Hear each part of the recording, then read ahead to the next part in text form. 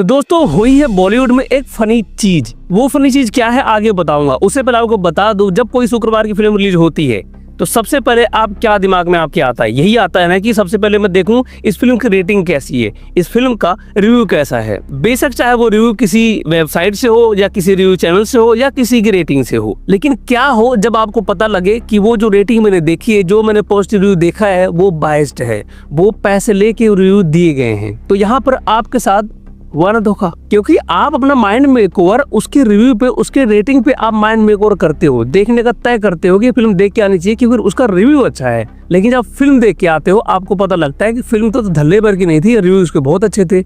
अक्सर ऐसा होता हुआ पाया गया है। पास में अगर देखा होगा, रिसेंट का आप मुद्दा उठा लो कि सैयारा फिल्म देखा होगा आपने, थिएटर्स में रो रो लोग पागल हो गए थे। इसके बाद ट्विटर पे जितने भी सारे रिव्यूअर हैं उनकी रेटिंग में 4.5, 4, 4.5 ऐसी रेटिंग दी गई थी, और जो उसका रिव्यू पॉजिटिव था भाई साहब भर भर के, मतलब एक एक शब्द 1-1 किलो का दिया गया था। फिल्म OTT पे आई है, लोगों ने देखा, अब वही फिल्म देख के अपना जूता लेके उन थिएटर के मालिकों से पूछ रहे, भाई वहां पर जो रो रहा था उस बंदे का मुझे एड्रेस दे, उसके सर पे अपने जूते मारने हैं। इस पे रोने लायक तो कुछ ऐसा था नहीं। तो ये सारा गिमिक होता है, वो गिमिक होता है रिव्यू का, जो पैसे दे के रिव्यू दिलवाए जाते हैं। जब फिल्म के मेकर पैसे नहीं देते हैं तो कुछ रिव्यूअर पैसे की डिमांड करते हैं कि हम तुम्हारी फिल्म का रिव्यू पॉजिटिव देंगे, हमें पैसा दे दो। बस इसी पे नाडियावाला प्रोडक्शन हाउस ने इसी पे एक लेटर इशू किया है, शिकायत इशू किया है, और ये जांच एजेंसी को दिया है कि भाई हमारी फिल्म का पॉजिटिव रिव्यू करने के लिए जो रिव्यूअर है वो पैसे की डिमांड करते हैं।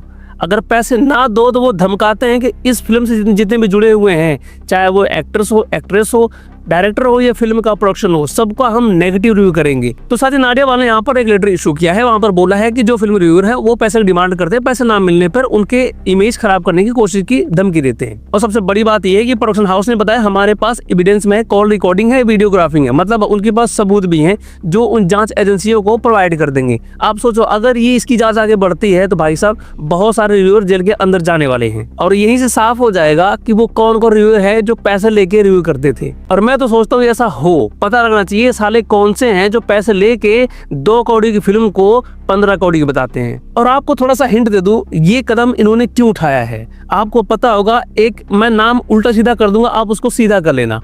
नाम है RKR, दुबई से रिव्यू करता है, वो अक्सर ब्लैकमेल करता है प्रोडक्शन हाउसेस को। जो पैसे नहीं देता है उस पे भाई साहब दिन भर चिल्ला चिल्ला के भौंकता है। वो ऐसा रिव्यूअर है कि वो भौंकता रहेगा जब तक उसको हड्डी ना मिले। हड्डी मिलने के बाद कोई कितनी घटिया फिल्म हो उसको बहुत बढ़िया रिव्यू देगा ही। तो उसी के चलते इन्होंने ये कदम उठाए हैं। अगर ये जांच में पाया जाता है उसका नाम, तो भाई साहब दुबई से कुत्ते की तरह खींच के लाया जाएगा भारत में। हालांकि इसकी संभावना 0% है। और ऐसी घटना मुझे याद आ रही है कि जब विद्युत जामवाल की फिल्म आई थी क्रैक, उस वक्त सुमित कांदाल ने आरोप लगाए थे किसी एक्टर पे। वो एक्टर था विद्युत जामवाल, और बदले में सुमित कांदाल ने भी बुरा भला कहा था उस एक्टर के लिए, बल्कि अपने ट्वीट में उसका नाम नहीं लिया था, लेकिन इंटेंशन क्लियर थी। ये बात क्लियर तब हुई जब विद्युत जामवाल ने भी किसी रिव्यूअर के बारे में कुछ लिखा, तो यहाँ से पता लगा कि दोनों एक दूसरे से कुछ तो है, जो पैसे लेन देन का भसड़ हुई है। अब आता हूँ मैं अपने पॉइंट पे, जो मैं सोच रहा हूँ। बात ये है कि जब कोई फिल्म बड़ी आती है तो ये बॉलीवुड के प्रोडक्शन हाउस खुद पैसे देके उसको पॉजिटिव रिव्यू दिलवाते हैं, अच्छी रेटिंग दिलवाते हैं।